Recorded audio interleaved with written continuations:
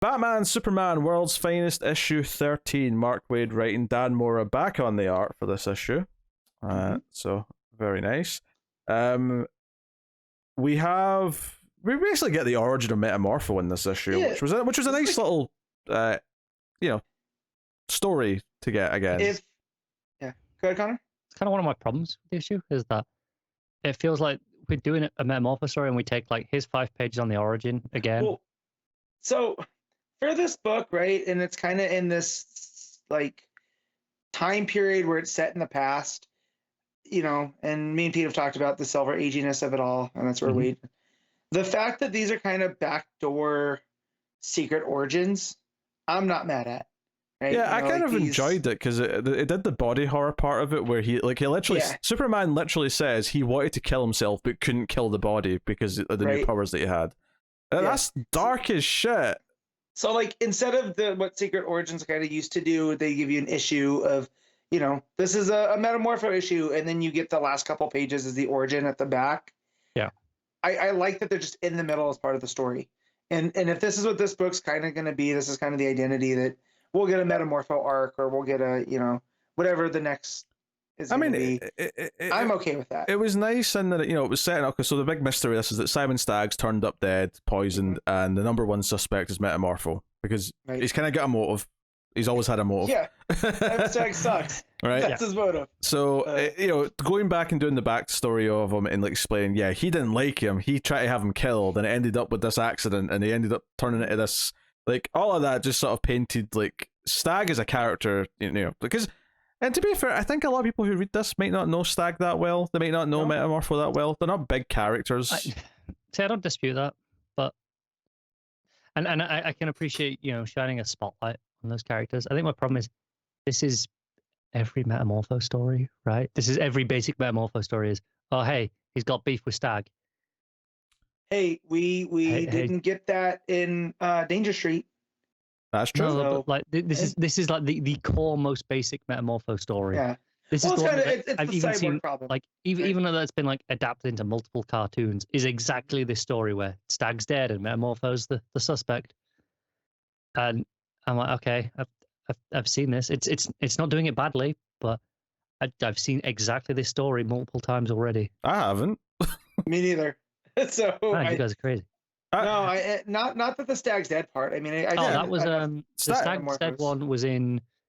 I'm pretty sure that was in Beware the Bat or Beware the Batman, whatever that one was called. Yeah, that honestly, kind of 3D animated one. I haven't seen that. Stagg being dead and Metamorpho, them looking for Metamorpho because he might be the main suspect, felt quite fresh to me because I've never seen that side of it. Me too.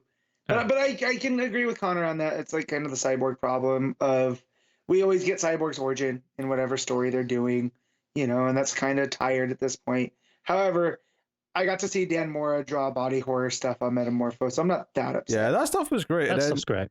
I liked how dark that was, and then the running thing of Jimmy trying to be a reporter and Clark's giving him advice and how to follow things up, and it kind of just goes on in the background until it leads up to the actual cliffhanger, which is that his evidence has led people to believe that Bruce Wayne's responsible. So the big cliffhanger page is that Bruce Wayne's arrested for the murder of Simon Stagg. Yeah. So I thought that was fun. And also Waid telling us too how petty of a person that Simon Stagg is that he went out of his way to cost Bruce millions of dollars just because Bruce beat him at tennis.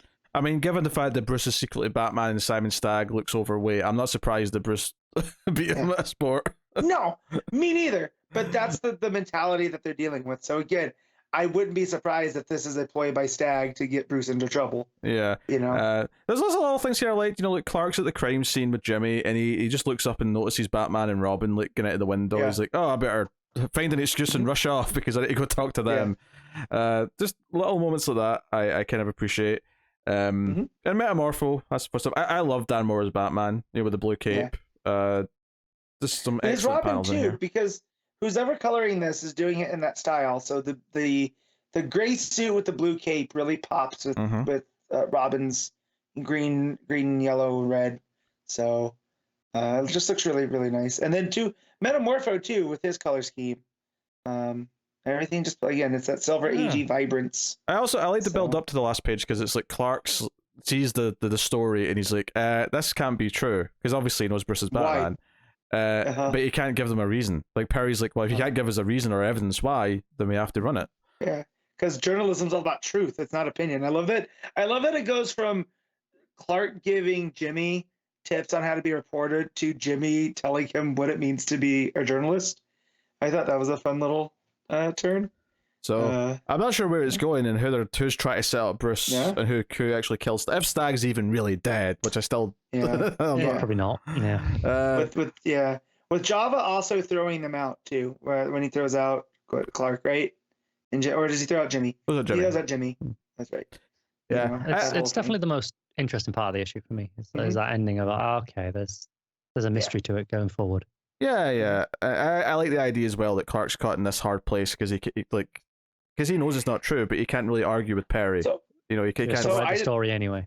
Yeah. So just had a thought, right? Because there's a line that Java says that he calls Jimmy Olsen an outsider, right? And all of that. And I feel like that's a red herring because I feel like this is a locked room mystery, and now you're taking the world's greatest detective out of it, which can only mean one thing, and you have to bring Elongated Man in.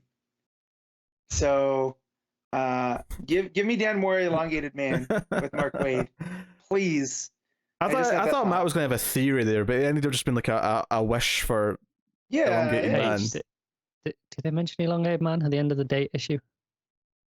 I think they did, right? Didn't they? They said something about Gingold. Maybe, yeah. Actually, there's a little scene at the start which I quite liked with Batgirl and Supergirl, where they're basically just giving them shit like, what, you believe Mixie and whoever were us? That might. Yeah. And I think it's Jimmy who's like sort of beating himself after. That's what you said to Batgirl. He said that. You had one chance to talk to Batgirl and you said this. I mean, we can all relate. I enjoyed that as a fun lead into the story. I think this book's really just comfort food, honestly, most of the time to me. It's just really pulpy. The art's obviously gorgeous, the colours, Dan Moore's line work, but it's just, I feel like we're getting a Metamorpho story because Mark Waid wanted to write a Metamorpho story. Yeah. But it's becoming something else because now there's this mystery element, and it makes me wonder if there's a shapeshifter involved, and maybe Bruce Wayne was caught on camera or something, or whatever. Maybe. Something I think for me, this book, it's really hit or miss.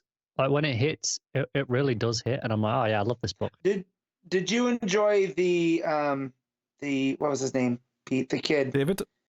David, yeah.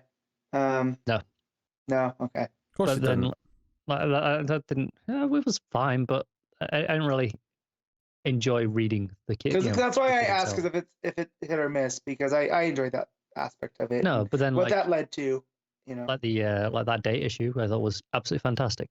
Yeah.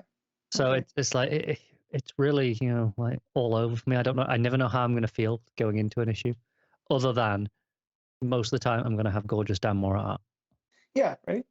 Dan Moore, John, all your favorite characters. What's not to love? Yeah, that's always something to enjoy out of this book, no matter what.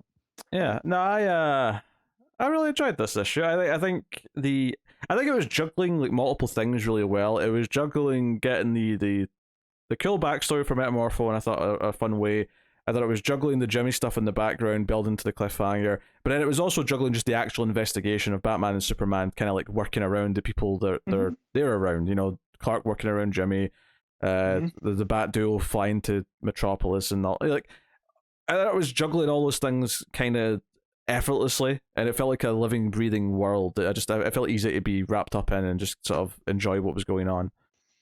Which. It's almost like something that's hard to like define, but there's just like it's a feeling I don't get with a lot of other comic books that don't necessarily feel as tightly sort of like interwoven with all of its characters. Maybe it's just a skill that Waid has that not all writers do, but that's what I feel when I'm reading one of these books. So, okay, all right, Matt, what are you rating World's Finest issue 13? I'm gonna give this an 8. Connor, 7 from me. Yeah, I'm going to go with 8.5 on this one.